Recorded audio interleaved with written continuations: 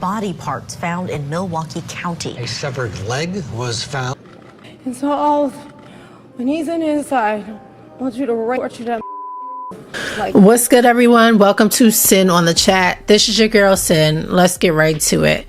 So today what I want to talk about, y'all, is this crazy date from hell that went extremely left. This is a cautionary tale. We are living in a time where online dating, dating apps is all the rave, right? More and more people are using dating apps. More people are, spending more time working, 1 or 2 jobs. Inflation is going up. People don't have as much time as we may have had in the past because we're spending more time working. We want to spend less money going out. And so there's just a number of reasons why dating apps are growing more popular and more people are using it. I think to the tune of about 60 million people are on dating apps right now.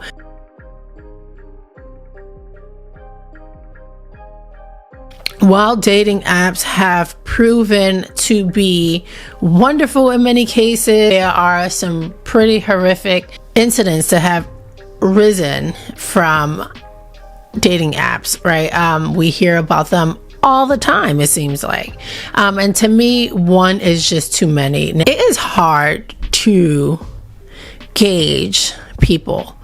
You can know someone for 10, 15, 20, 30 years and think that you actually know them, right? And then you hear some crazy shit about them. So we really don't know people. We only know what people show us about themselves. Pair that with meeting someone online, all right, that you don't know, you haven't been around, you're not familiar with, you don't know their people. And it's just even more, of a mystery, right? You open yourself up to even more what ifs and possibilities. So let's get right to it. Sade Robinson was a beautiful young 19-year-old girl who was, according to her family, pursuing an associate's degree in criminal justice and was even thinking about joining the Navy or the Army or something of the sort. When I looked at this girl's profile, she's just a beautiful young girl who you could tell had a good head on her shoulders. She seemed mature. She seemed full of life, calm, easygoing, a bright light, and just like to get out and live life, right? You see her on vacation in Jamaica, traveling, well put together. And you could tell she just had some things going for herself, right? And Sade Robinson had started talking with this guy named Maxwell Anderson via a dating app. They haven't specified which one. I don't really think it matters. But so she was talking to this guy, and it looks like he was a little bit older. He had some years on her. It looks like he was 33 years old, according to reports. And she was 19. So there was a bit of an age gap there, but we all know, and this is no slight to the guys, but if you're a female that you're probably a little bit more mature than your age group, and you kind of want to, seek out guys that may be a little bit older, maybe on the same page, right? And so nothing wrong with that. She was of legal age. He was 33. A little bit of ick, but on his part, not on her part. But anyway, nonetheless, it looks like he was a server or a bartender at a couple of places in that area, and she was also working at a pizza joint as a waitress. And the two may have connected on that common ground of working in the service industry, living in the same area, and so forth. And so at some point, the two decide that they're going to take it to the next level and go out on a date. You can see here, they decide to go out on April 1st. They decide to go meet up for some seafood, okay? And I'm going to actually go over their text, the text between them prior to them actually meeting up on this night. So you guys can see here, the text messages between them started at 4:15. And it says here from this 414 number, it says, where are we meeting? I can do 5, right? The 414 number is Sade Robinson's phone number. At the 262 number replies, downtown somewhere. This is Maxwell Anderson's phone number. Sade replies, okay. And he asks, Brent House on 3rd. She replies, perfect. Okay, I'm going to shower quick. I'll probably get there more around 5:15. He says, are you hungry? I need to stop at Twisted Fisherman to pick up my W-2 from last year, and we could eat there first. I want to stop right there. So Maxwell Anderson says, I want to stop at this Twisted Fisherman and pick up my W-2s, right? So this is a place that he worked at. They're going to stop there to eat. Now, Sade replies and says, okay, and yes. Are we eating at the Brett House or the other place? He says, let's eat at Twisted. I'm feeling seafood. All of this seems totally innocent. Nothing, no red flags here thus far, right? In fact, him deciding to go to a place that he previously worked at to pick up his W-2s may have even seemed comforting for Sade, right? Because here she is, she's going on a first date with this guy who she doesn't really know, but they're choosing to go to a location where he may be familiar with the people there. They may be familiar with him. And so that could be a little bit comforting. Like, oh, okay, well, let's see, how he interacts with people, the people know him. So it's kind of like a subtle validation, a vouching of who he is, right? Not lying about who he is, his name or whatever, right? So I thought that was interesting. And maybe could shed some insight on to how she felt about going to this location. Okay. So she says, yes, I love seafood, right? The agreeable, young, outgoing, girl that she is, she said, yeah, I'm down. I love seafood. Let's go. So he says, sounds good. I'm about to leave. I'll be there soon. Then he replies again. It looks like she sent some emojis or something, or I don't know if it was a picture of emojis or whatever. And then he says, just got to Twisted. She replies, okay, are you inside? He says, yes. This is the start of their date, right? Their first date. So it goes. The evening goes on, right? They stay there for a little bit. They leave. After about an hour or so, they head out from Twisted.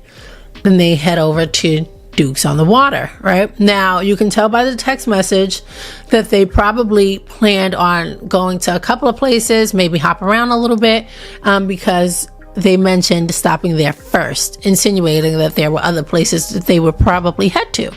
And so after they stop for some seafood and to get his W-2, they go over to Dukes on the Water, which is another spot, I guess, in the Milwaukee area.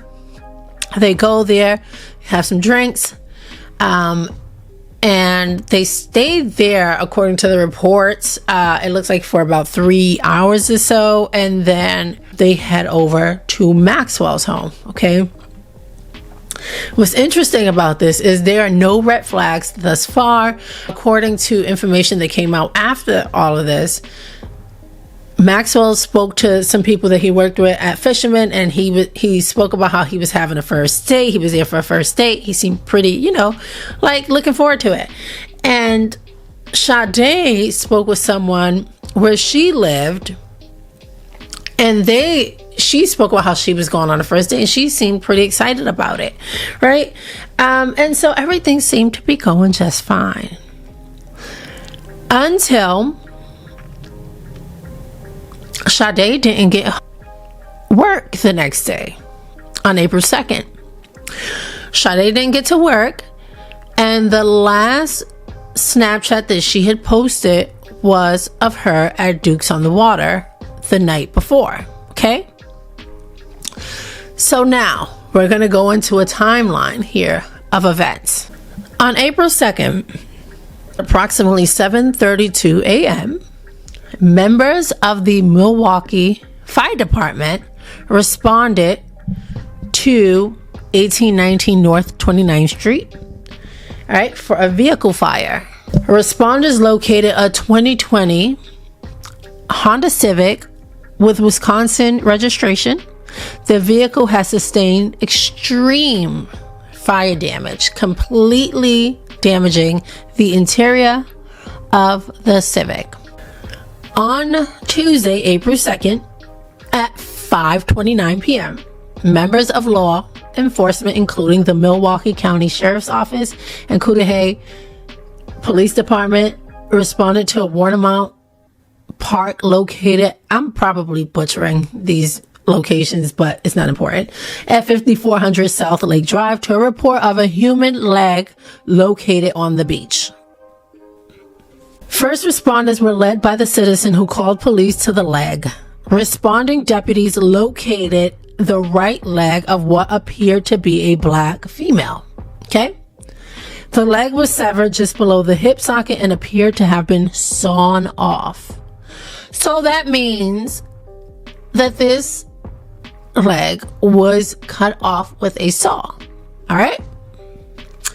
The toes on the feet had pink nail polish. The leg did not appear to be decomposing. So they find this leg, seems to be sawn off. It's, I don't know how else to say it. It's fresh, okay? It's not decomposing. There's no decay. So let's continue, right? So that happens. All of that craziness happens. You have the fire, the car that's ablaze. You have a leg, okay, that is fresh. All right. And then at approximately 9 p.m. on April 2nd, this is all happening on April 2nd, mind you. A walk-in report was made by AJ at the Milwaukee Police Department District 5 station. AJ reported that her friend Sade Robinson had not been returning AJ's calls. Okay, these are the reports. These are the actual reports. And had not showed up for work. AJ provided a phone number for Robinson. Okay, they give the phone number, which is the 414 number. And reported that she lived at 1858 North Commerce Street, apartment 309 in Milwaukee. On April 3rd, Milwaukee police officer Nora Burlow responded to Robinson's apartment to conduct a welfare check and was not able to make contact with Robinson. AJ further reported to investigators that the last known activity of Robinson was a Snapchat that AJ viewed, showing that Robinson was at Duke's on Water, located at 158th Juneau Avenue in Milwaukee on the evening of April 1st. No further contact had been made with Robinson after that. We start to put the pieces together, right? And it looks grim, right? This is not a coincidence at this point. They see, they hear all of the stuff that was going on earlier in the day with the car on fire, the leg, right? So the police department, goes over to Sade's apartment complex. They start talking to the people that work there, asking them, if they've seen Sade. And then someone actually says, yeah, I saw her. Yesterday was the last time I saw her. And we spoke, and she was actually really excited about going out on this date, right? Which makes this so crazy. It makes it even worse, right? Because here this young girl goes thinking that she has this connection with this guy, and so excited to meet him. You know how hard it is to make connections with people nowadays in the world of social media and everything else. And here you are, you think you're hitting it off with someone, and you're so excited, and you go, and it ends up in just such a tragic situation, right? So they say that she was excited, she looked fine, everything was great, and they hadn't seen her since, right? So as you can imagine, now the police are going around and they're investigating. They're trying to figure out, okay, who was she with? So they go on, they find out actually through her friend, the reporter, she had an app called Life 360 on it, and I guess it like pings your locations and things like that, and it like pinned everywhere that she was to a T. So they put two and two together. They start getting footage from where the fire was set, where the car was set on fire. They see a guy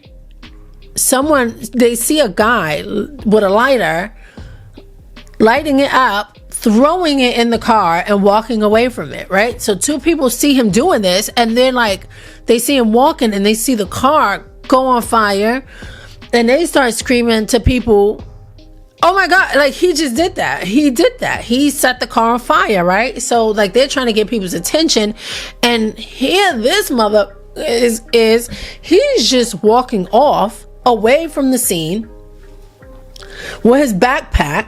All right, I'm gonna put his picture, his actual surveillance picture that they got of him walking off like he didn't just do this, onto a bus with his tan backpack like a fucking weirdo, right? Eventually they track him down. They found her personal items, some of her personal items in that car, and it comes back to this guy Maxwell Anderson, right? So they arrest him.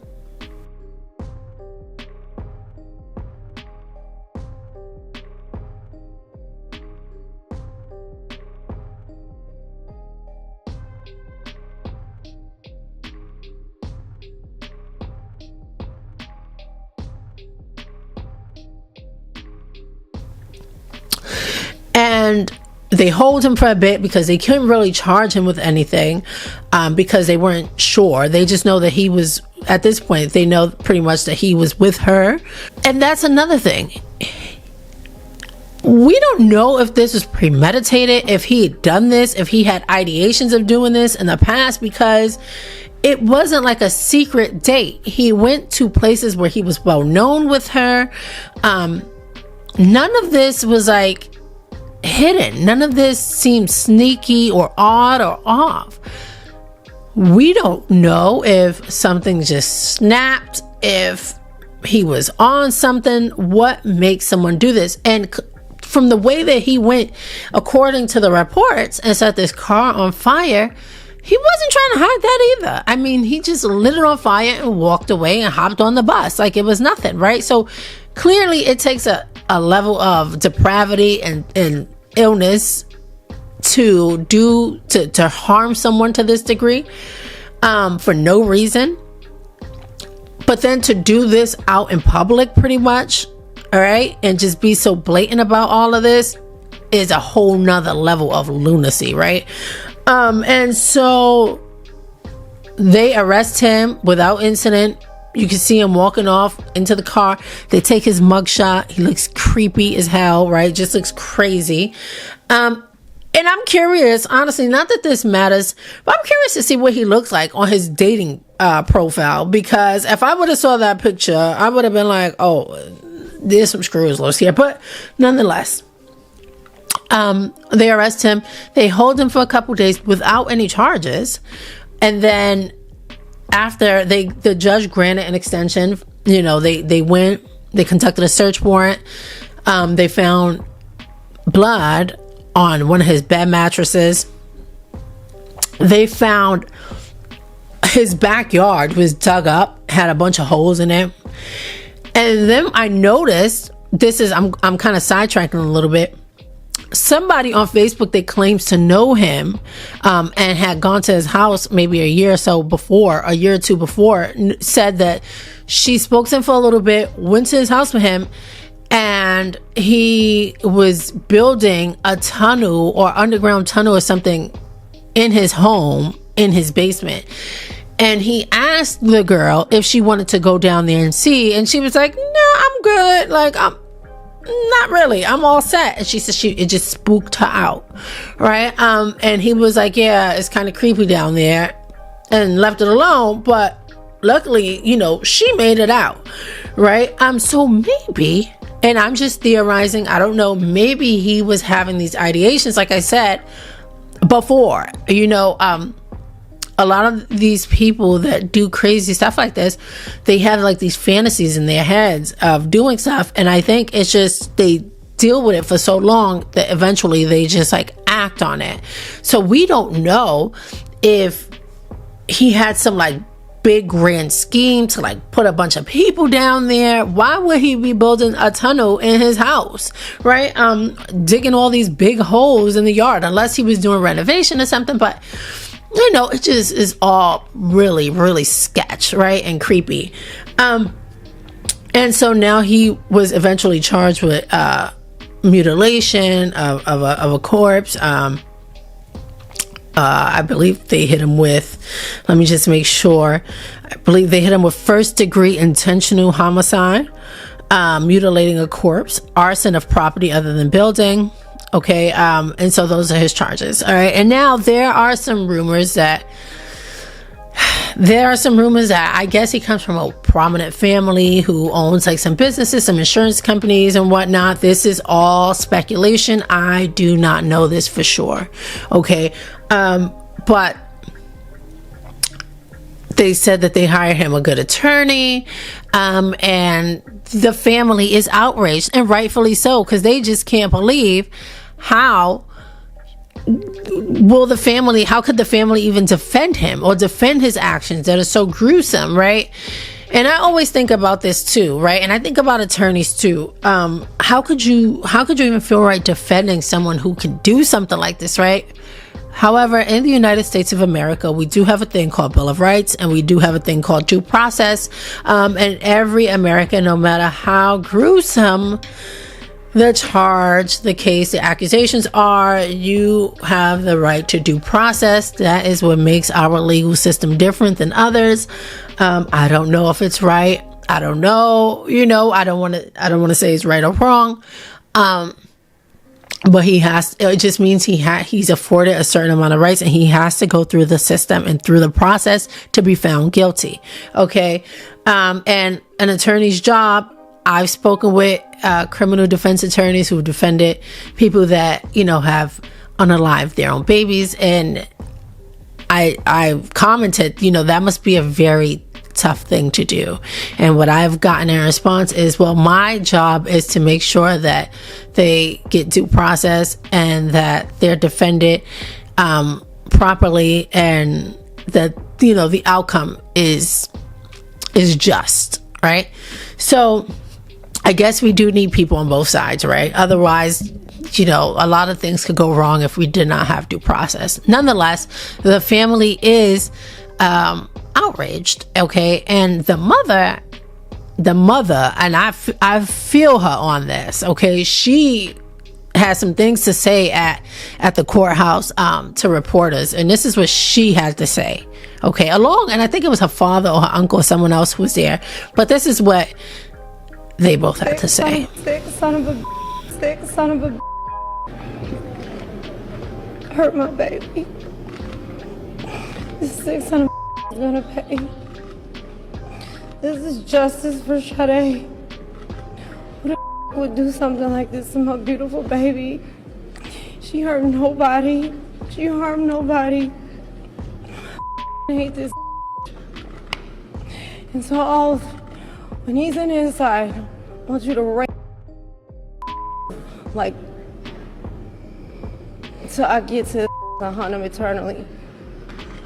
Torture, rape him in the population till I can get to him and hunt the out of him. Justice for Sade. Justice will be served for my baby. Justice. I got one thing to say, and this is gonna be it. Sade was more than a person. She was an angel. Not having her right now is very painful. We need justice for Sade. Me and my family would never be okay. My sister and parents won't stop shaking, and it ain't because they're nervous. Imagine trying to bury your niece with no body for the service. I need justice for Sade. I have nothing more to say.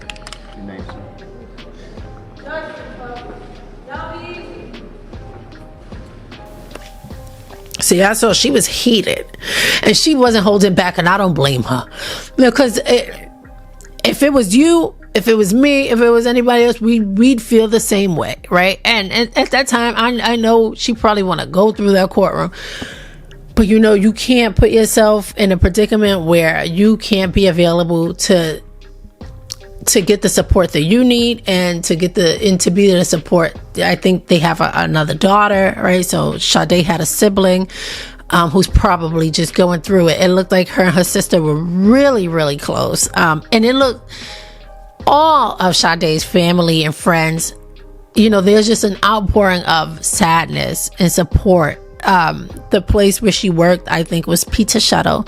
They're doing a remembrance for her today just to celebrate her life. And it looks like she was just a well-loved person in that community. But this is just a cautionary tale. Like I said, when you're dating people online, when you're going on these dating apps, you don't know who they are. You don't know these people for the most part, okay? To your due diligence, there's nothing that Sade did wrong in this situation. We don't know if she went to his house because maybe he spiked this is not in the reports. This is just me thinking. Maybe she was under the influence of something else and went and he made her vulnerable. We don't know, right? But just take precautions. Just do your due diligence. I don't date. I'm not dating right now. I don't intend on dating anytime soon because it's a little scary, and I'm a mother, so I just don't want to put myself out there. But I joined a Facebook group not that long ago, a few days ago actually, because I kept seeing it pop up, and it was like a "who are we dating the same guy" type of group. And I said, let me go on this, right? Just for entertainment. I go on that site, and the people, the guys that these girls are asking about look like walking red flags. I mean, like, these guys are drunk in their profile pictures. These guys are crazy, hair disheveled, like just a hot ass mess. And I'm like, what? Any red flags or any tea? Girl, the red flag is the profile picture. Like, he is a walking red flag. You don't need nobody to tell you that, right? But it just made me think about how people just don't discern, how people just don't. Some people lack judgment, and I hate to say it, but some people just don't have good discernment. All right, so just do your due diligence, like your life depends on it. If you out there on those dating apps, even if you meeting people just randomly wherever, be sure to pay attention to any weird signs when you go out with people, when you talk to people, their vibe. Do not ignore red flags, bad vibes, or any of that, just for the sake of getting along, to go along, to talk to somebody, to just have somebody, because I see that happen way too often. Women ignore red flags just to keep someone there, and that never ends well. All right, so that's my little 1-2 for this story. Rest in peace to Sade Robinson. I hope justice is served in that case. And I hate that she had to be an example. I hate that, this is even a topic, but this is the world that we live in, and it's unfortunate. So, condolences to that family and that community that is going through that. And I just want to add too, there's some speculation about them like looking through that property. So we'll see how this turns out. People are jumping the gun a little bit, saying it's a dumb situation, but we don't know that just yet. Okay, so hopefully it's not, right? But anyway, that's my 1-2 on this. I'm out.